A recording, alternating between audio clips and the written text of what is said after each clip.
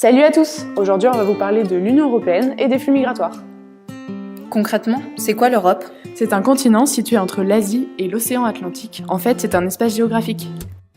Ok, et l'Union européenne, c'est quoi ? C'est une association volontaire d'États dans les domaines économiques, politiques et social.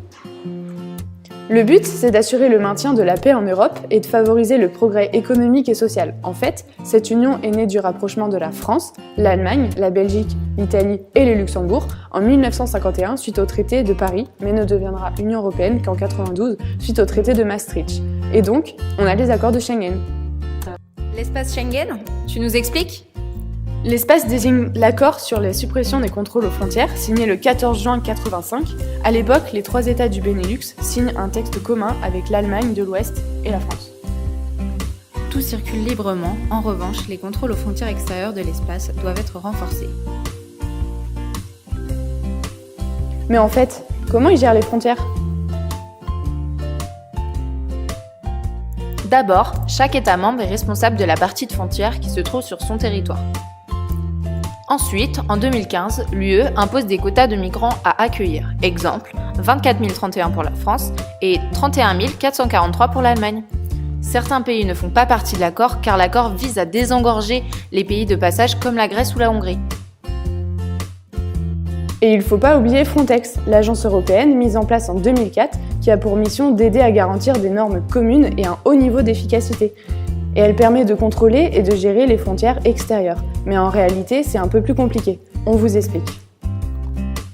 Pour entrer en Europe, 2 principales routes existent, par la mer ou la terre. Là, on va vous parler de la route des Balkans.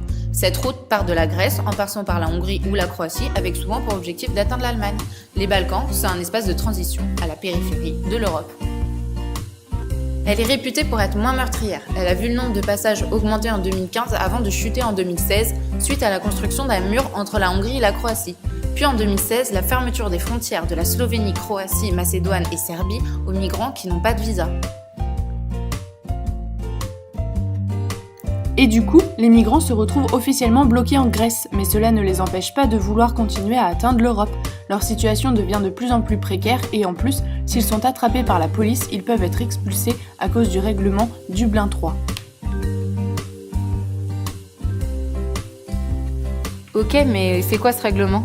Si un migrant arrive en Grèce et qu'il est interpellé par la police, il devra déposer une demande d'asile. Cependant, le traitement des demandes prend au minimum 1 an. Il continue donc sa route. S'il est interpellé une nouvelle fois en Hongrie, par exemple, la Hongrie va entrer en contact avec la Grèce et il sera malheureusement renvoyé à la case départ. Et tu sais comment se sort la Hongrie maintenant qu'elle est la nouvelle porte de l'Europe ?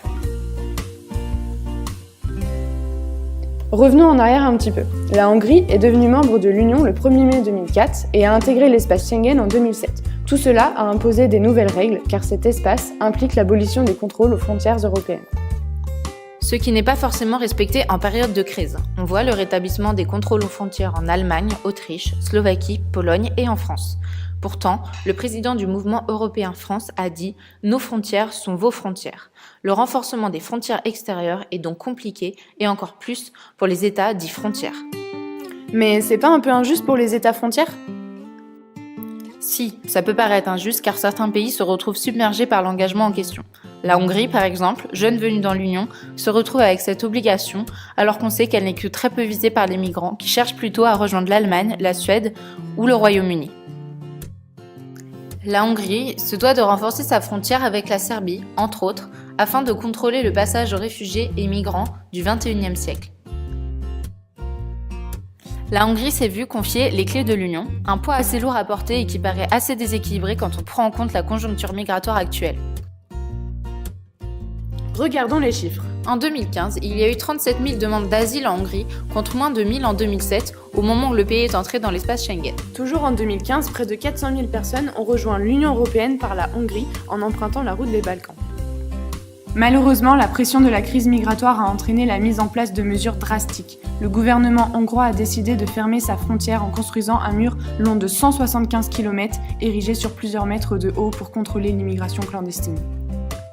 26 ans après le démantèlement du rideau de fer hongrois et l'abolition des frontières dans l'espace Schengen en 1985, un nouveau mur s'érige. Cette décision s'inscrit dans l'idée que l'UE aurait des difficultés à mettre en place des mesures efficaces pour gérer les flux migratoires. En effet, pour qu'une migration soit gérable, il faut qu'elle soit souhaitée, contrôlée et progressive. C'est ce qui a permis dans le passé à de nombreux pays d'Europe, dont la France, d'accueillir plusieurs millions d'immigrés. Or actuellement, le phénomène est plutôt subi, incontrôlé et massif.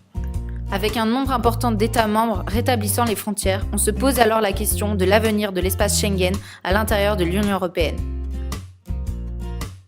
C'était Camille, Valentine, Rosemary, Oriane, Ariane, pour Alliance Europa.